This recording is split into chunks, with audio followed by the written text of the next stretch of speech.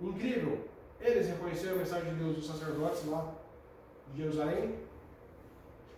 Nada, né? No ano terceiro de Ciro, rei da Pérsia, foi revelada a palavra a Daniel, cujo nome, então, aqui colocou o nome babilônico dele, né? Uma palavra verdadeira concernente a um grande conflito. E ele entendeu essa palavra e teve entendimento dessa visão. Às vezes eu me pergunto o que o capítulo 10 faz na Bíblia, porque no meio de grandes profecias, aparece esse capítulo 10, parece que Daniel contando os seus dilemas. Mas sabe por quê que eu acho que ele colocou isso aqui? Porque para ele foi impactante perceber que a batalha pelo bem, entre o bem e o mal, é muito maior do que o mundo que ele conhecia. E olha que ele era um grande profeta. E ele entendeu muito de batalhas. E ele viveu na corte dos maiores impérios do mundo. Ele viveu na corte do império que derrotou os assírios, que foi o império mais violento que já existiu. A gente já estudou sobre isso, né? Os caras eram sanguinários. E ele viveu na corte do império que derrotou esses caras. E de repente, olha o que acontece. Naquele dia Daniel, fiquei de luto por 3 semanas. Então, ele fez um jejum de 3 semanas. Né? Eu não sei como é que diz sua Bíblia aí. A minha está a palavra luto. Mas ele fez uma... Prantier. A minha também está. Como? Prantier. Luto. Ele fez uma... Como é que... O assembleano não sei outra palavra para isso, fazer campanha, né? Ele fez uma campanha. É essa palavra que uso lá, né? Tem outra palavra que dá para consertar aí, não? Para gente colocar aqui. Mas ele fez isso, ele fez um período que ele fez uma devoção especial, porque ele queria compreender isso aqui. Ele ficou indignado. Por que vai passar 2.300 anos? Por que tudo isso? Ele entendeu que era 2.300 anos. Ele não pensou que estava falando 2.300 dias, né? Ele sabia. E 2.300 anos, ele logo percebeu que isso era muito tempo. E depois, ele percebeu que depois dos 490 anos, o povo de Israel já não existiria mais. Porque na metade da semana será o morto ungido, fará amizade com uns por uma semana, depois será tirado. E o resto não está determinado sobre o teu povo. Era assim a profecia. E Daniel entendeu a profecia. Ele que se preocupou tanto com o retorno de Israel para Jerusalém, de Judá, né, do povo dele, dos judeus, ele que se preocupou tanto com o retorno dos judeus para Jerusalém, percebeu que Jerusalém estaria destruída 490 anos depois. Mas o santuário só seria purificado, ou seja, só haveria uma ação de Deus para resgatar o mundo novamente 2.300 anos depois. Muito mais tempo do que o tempo que estava separado dos judeus. Aí ele não entendia mais nada. Ele achou que era um tempo demais. Então ele fez uma campanha de oração. Então, vamos usar esse nome. Fez uma campanha de oração. Ele fez 3 semanas de oração, né? E nesse período, não é essas campanhas de autoajuda que a gente tem visto ultimamente, né? Os pregadores massageiam o ego de todo mundo. Fez uma campanha de contrição, né? De jejum. Não comi nada que fosse saboroso, não provei carne, ele fez uma restrição de comida boa, né? Não quero nada ser gostoso. Não provei carne nem vinho, não me ungi com óleo algum. Também não tomou banho 3 semanas então. Não ungi com óleo, fazia parte de tomar banho. Até que passaram as 3 semanas. No dia 24 do primeiro mês, estando eu na margem do grande rio Tigre, aqui não era na visão, era de verdade. Na outra visão anterior que a gente leu, né? Ele se viu em visão na beira do rio. Agora não, agora ele estava lá. Levantei os olhos e vi um homem vestido de linho, com um cinto de ouro puro, de ufaz na cintura. O ouro no lugar lá, né? O seu corpo era como berilo, o seu rosto parecia um relâmpago, os seus olhos eram como tochas de fogo, os seus braços e pés brilhavam como bronze polido, e a voz das suas palavras era como o som de uma multidão. Só eu, Daniel, tive aquela visão. Os homens que estavam comigo nada viram, mas ficaram com muito medo, fugiram e se esconderam. Não diz por que eles ficaram com medo. Diz que eles não viram nada, mas fugiram.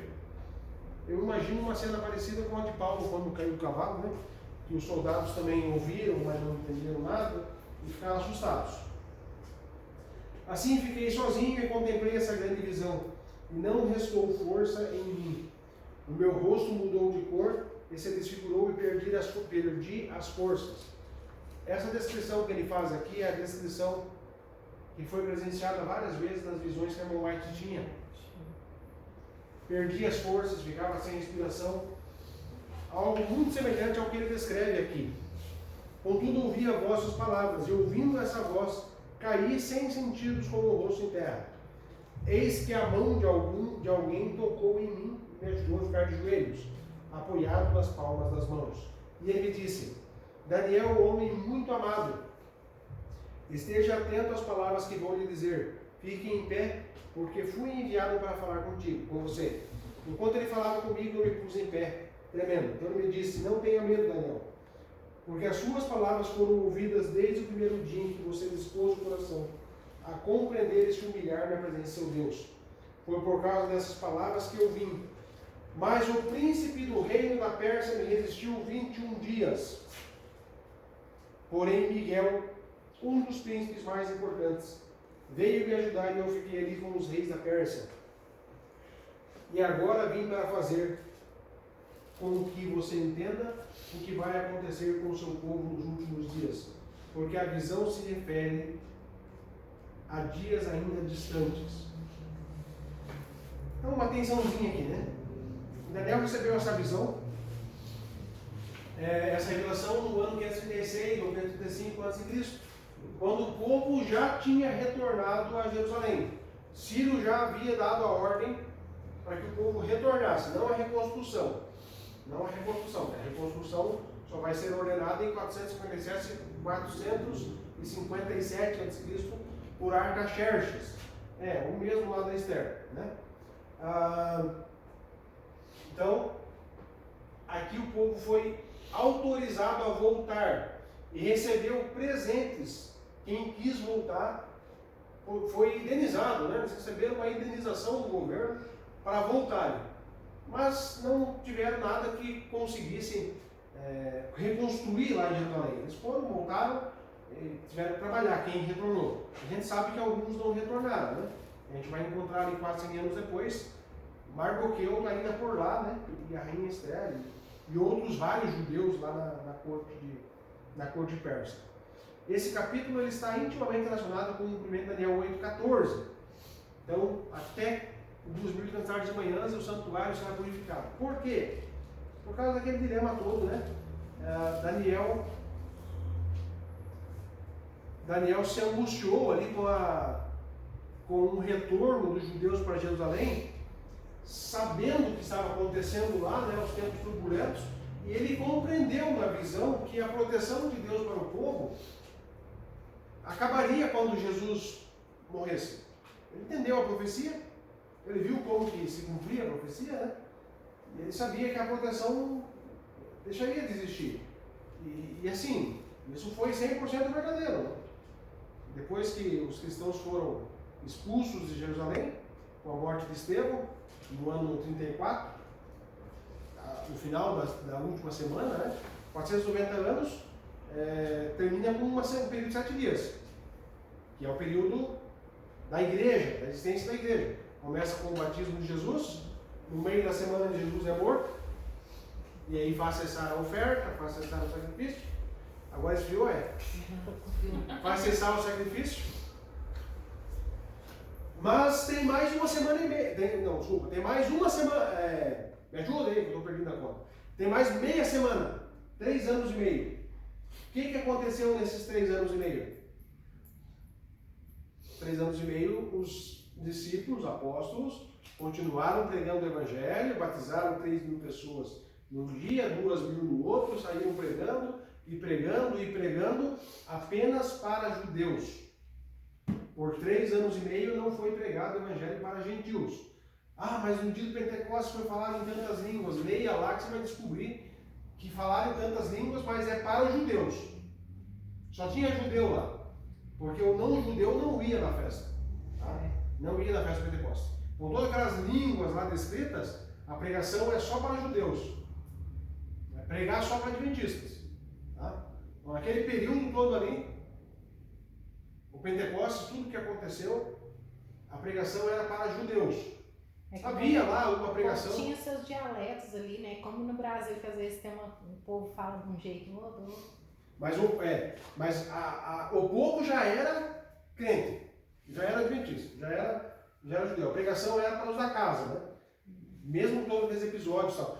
Teve casos, né? Teve o Pedro sendo enviado para Cornélio, teve o caso de Felipe com o eunuco da rainha da Etiópia, né? O eunuco etíope lá, mas não era a pregação. Só que quando houve a morte de Estevão, o que aconteceu com os apóstolos? Eles não podiam mais ficar em Jerusalém, eles foram expulsos. E a partir do momento que eles são expulsos, o evangelho sai da mão dos judeus. Então acabou a semana. Acabou aquela metade da semana. Então não existe uma meia semana que vai se cumprir na volta de Jesus. Eu não sei quem inventou esse negócio aí, né? Que está pregado nos púlpitos de milhares de igrejas mundo afora. Está lá o Valadão lá pregando isso aí. Na última semana, última meia semana. Gente, já viu? Interromper a semana acaba. Daí eu nunca vi uma semana com mais de 7 dias, né? É o que essa Bíblia que essa aí é faz de estudo da Almeida, né? Tem os Daí materiais eles do meio, colocam também pode deixar aí. Quadro aqui, Não, é de mentira. Mas aí tem esse comentário, né? Eles botam a meia semana vai lá no final. Eles botam a meia semana lá quando Jesus voltar. Por que separa a meia semana? Não consigo entender. Já viu? Olha, essa semana vai só até quarta-feira, tá? Daí da quarta-feira em diante vai ser daqui 2 anos. Você já viu disso? Nós vamos ter a quinta-feira dessa semana vai ser daqui 2 anos. Isso não existe. Mas o povo faz isso para dizer que os judeus vão ser restaurados. E tem um canal de uma pessoa que eu gosto de acompanhar, tem um canal no YouTube, e essa pessoa é amiga do Rodrigo Silva, inclusive já gravou até vídeos com ele lá. Talvez vocês assistiram, o Israel Comarini. E ela é adepta dessa profecia aí. De vez em quando ela está falando que o povo de Israel está se levantando, está cumprindo a profecia. Né? E eu vejo outros pregadores também usarem muito, daí se tornam conhecidas as pessoas, e falam um bocado de verdade junto, que muitas pessoas vão engolindo como sendo 100% verdade. E o fato dela andar, ter esses vídeos aí junto com o Rodrigo Silva, acaba criando até uns adventistas duvidosos ali que vão ouvindo o que ela vai falando lá. O Rodrigo Silva não está falando de profecia faz tempo, né? Fala de história. E ela fala de profecia. Ela está confundindo a cabeça de uns aí. Aqueles colocam assim que em 444 a.C., né, a decreto de Artaxerxes, ali para Neemias, e ali se inicia 49 anos para concluir a reconstrução de Jerusalém. Aí eles põem aqui entre aspas aqui, né, 7 semanas. Isso aqui é a profecia, dentro da profecia da 7ª semana.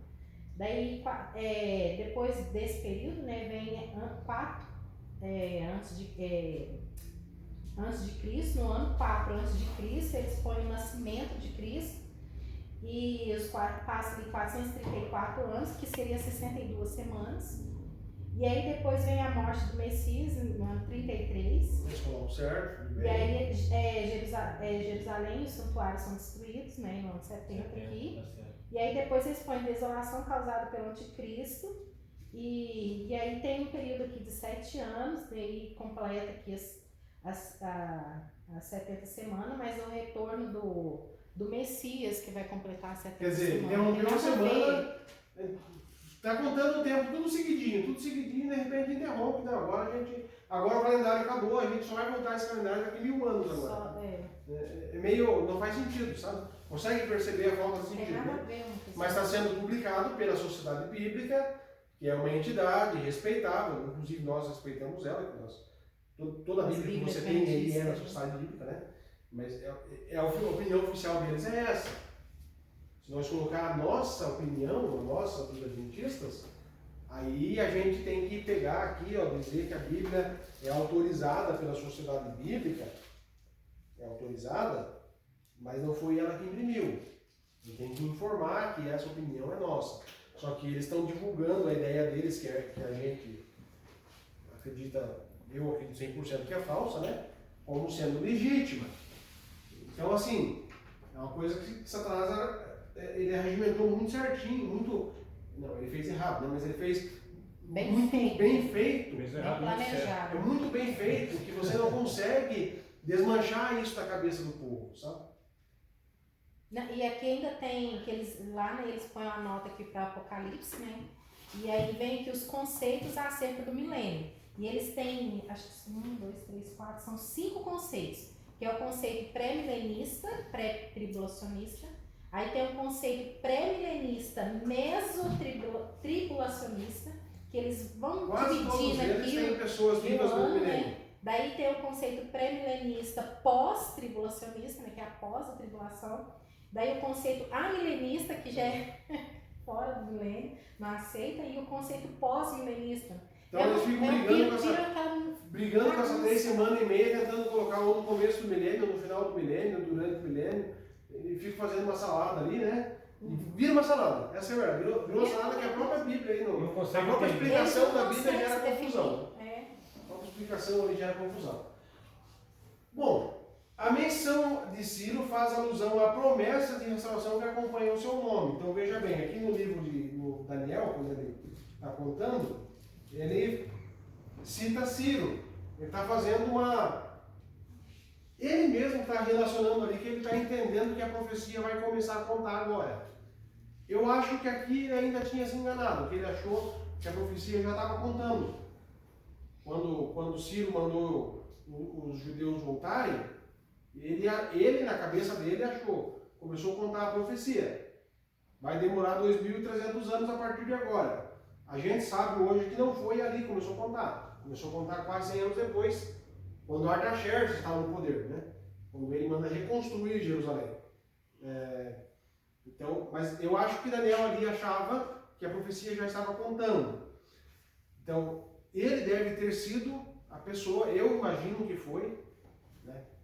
Pode, de novo é uma hipótese, né? Mas eu imagino que ele era a pessoa mais próxima que tinha do rei Ciro, que poderia mostrar aquelas profecias que a gente viu lá de Isaías para Ciro. Ele era a pessoa mais próxima do rei, que poderia chegar e dizer para o rei: olha, há 150 anos um profeta lá da minha terra falou o teu nome e te chamou de ungido e te chamou de libertador.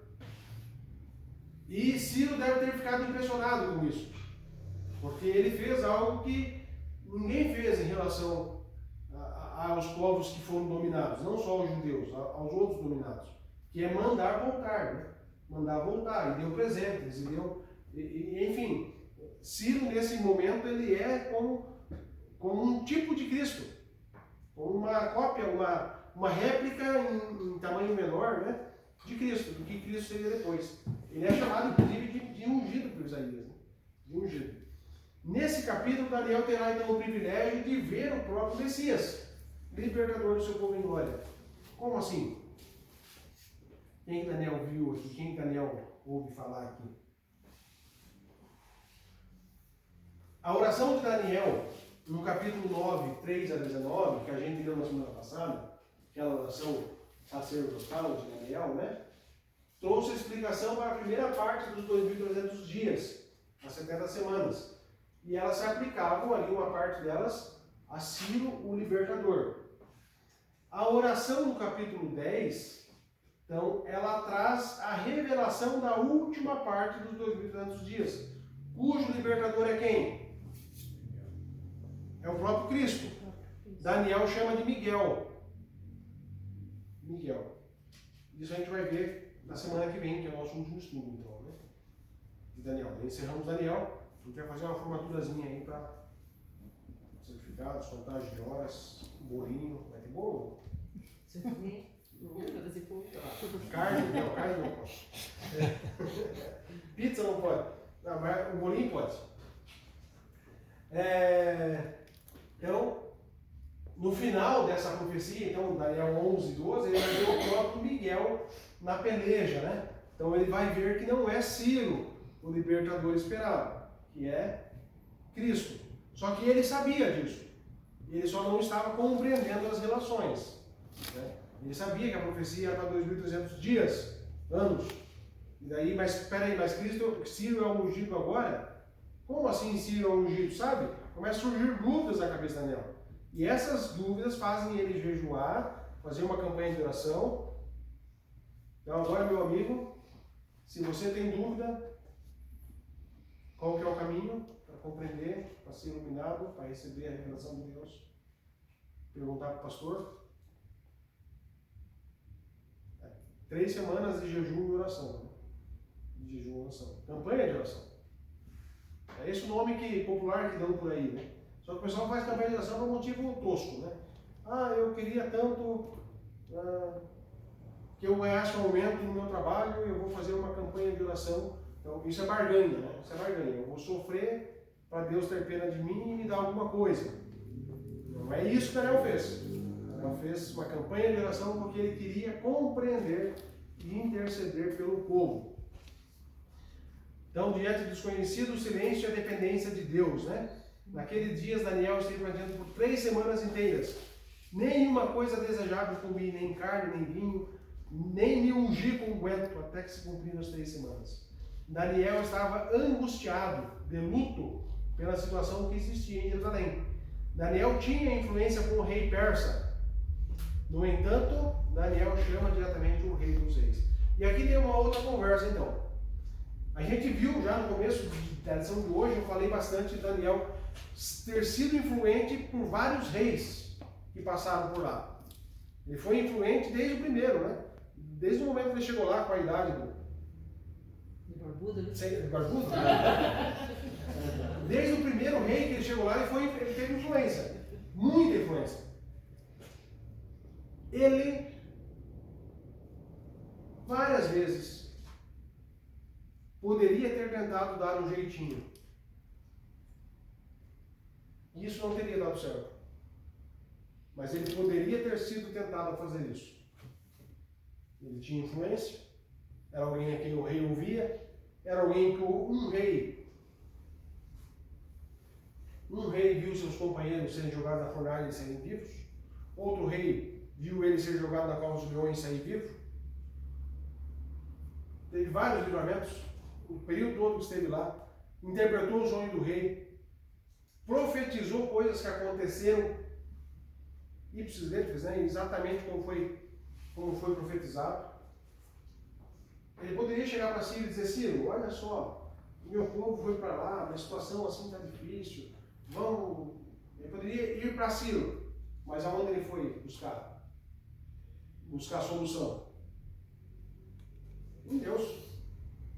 Em Deus. Ele não participou da barganha política. Ele não foi. E talvez por isso tenha sido, né? Que ele foi possível de passar lá, não importa o partido que esteja lá, ele estava lá. Uma hora era Babilônia, depois era o Dario, depois era o tio do Dario que não era amigo do Dario. Aí teve nesse intervalo, ele teve lá aquele impostor lá, né? Esse impostor podia ter matado Daniel. Bom, Daniel sabe que eu sou impostor. E por que ficou com Daniel lá, né? A penitência de Daniel refere-se ao dia da expiação. Deve ter sido doce para Daniel depois, eu estou lendo que está lá, tá certo. Para Daniel, depois de procurar entendimento a respeito do tempo de Daniel 8,14. Mas agora é muito amargo a decepção de ver o que eles pensavam realizar fácil e rapidamente for detido pelos inimigos do seu povo. Daniel relaciona isso ao seu entendimento e acha que algo não foi bem compreendido, o que motivou a sua oração em jejum. Então ele começa a pedir uma explicação para Deus. Né? Daí agora, a gente tem a visão, vem o anjo, a gente acredita ser o próprio anjo que havia falado com ele a princípio, Gabriel, mas o anjo fala que ficou detido, por quê?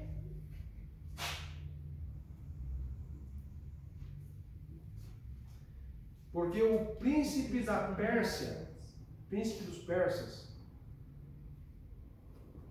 aqui tem várias, eu estou pulando uns quadros aqui, ó. Olha só, a menção do dia 24 sugere que Daniel recebeu a revelação do grande conflito. Isso aqui usa essa expressão, grande conflito, né? Do grande conflito em um sábado. E as características desse ser celestial estão associadas com a do ser visto por Ezequiel. Se você está fazendo, revar sua palavra, você leu lá alguns dias atrás, né? A visão de Deus que Daniel teve. A explicação que vem dos 2000 dias está relacionada com o dia que a glória de Deus foi vista sobre a arca, no dia da expiação. O ser visto por Daniel não é outro senão o grande sumo sacerdote no dia da expiação, antitípico da expiação ou juízo final. Então, em Apocalipse, onde o mesmo ser divino aparece, na última revelação a Daniel volta a aparecer na primeira revelação a João. Assim que você começa a ler a descrição desse ser que Daniel viu, você percebe que há uma semelhança com a descrição que João faz lá no começo do Apocalipse, quando ele começa a descrever um ser, que nós acreditamos que é Jesus, e tem toda a descrição ali na cabeça, os pés de bronze, uma espada afiada, tudo isso, uma descrição bem semelhante à que Daniel faz aqui na sua última visão. O varão da visão de Daniel, o guerreiro sobrenatural de Josué, o sumo sacerdote celestial de Daniel 8 são a mesma pessoa. Adicione também o filho do homem, Daniel 7 e Apocalipse 1. Então Daniel, em várias situações, em várias profecias, né? O guerreiro sobrenatural de Josué é a outra visão de Ezequiel, né? Ezequiel, Josué, acho que é. O sumo sacerdote celestial de Daniel 8, que a gente viu. Tudo isso aqui está falando de um único ser, que era o ser que ele estava vendo na visão. O capítulo 10 fala do período. O capítulo 10 nos fala do último período da profecia dos 2300 anos. Mas o príncipe do reino da Pérsia me resistiu durante 21 dias. Então Miguel, um dos príncipes supremos, veio em minha ajuda, pois eu fui impedido de continuar ali com os reis da Pérsia. Esse pedacinho aí, esses 21 dias seria esses 21 dias, né? Porque ele fala que ele pranteou durante 3 semanas. Esses 21 dias. Né? E eu acho tão interessante porque quando ele fez a outra oração, que daí imediatamente veio a ordem ali, né, no início da oração já veio a ordem para dar a resposta para ele, daquilo que não tinha entendido. Aí quando vem essa segunda vez, o inimigo vai e tenta impedir ele, porque eu creio que o que aconteceu, esse rei da Pérsia que tentou impedir Gabriel de ir lá e dar a resposta para ele, foi o inimigo. Percebe que é bem marcado isso, né? Ele fez questão de declarar isso nas 2 visões. Quando ele começou a orar, o anjo saiu. E o anjo fala isso para ele. Quando começar, no começo da tua oração. E agora, ele fez uma campanha de oração de 21 dias. E por 21 dias, o que acontece? Satanás se posiciona. O príncipe da Pérsia, apontado aqui, não é os reis da Pérsia. O próprio verso faz diferença aqui, né? O príncipe impediu. E eu não pude estar ali com os reis da Pérsia. E quem é o príncipe deste mundo? Então, o príncipe é o Satanás. Esse é o reino espiritual. Os reis é o reino físico. Os reis são as pessoas lá, Ciro, Dario, os outros. Nessas 3 semanas de oração, esse anjo estava em luta. Eu não sei que tipo de luta, não sei como é que um anjo luta, não sei como é que acontece um negócio desse, eu não faço ideia. Quem que morreu dele? De Daniel? Pois é, essa palavra luto ali, ela pode ser traduzida como angustiado. Porque aqui na que é a angústia da morte. É angústia da morte, a palavra é angústia da morte, né? Então ele estava muito angustiado, porque ele achava que Ciro era o libertador, mas ele viu que a libertação que Ciro deu não era tão libertador assim. É uma ideia do que seria libertação, mas não era tudo. E quando ele compreendeu essa questão do tempo, que daí o anjo veio e explicou, isso ficou como perguntas para ele. Então ele se angustiou muito.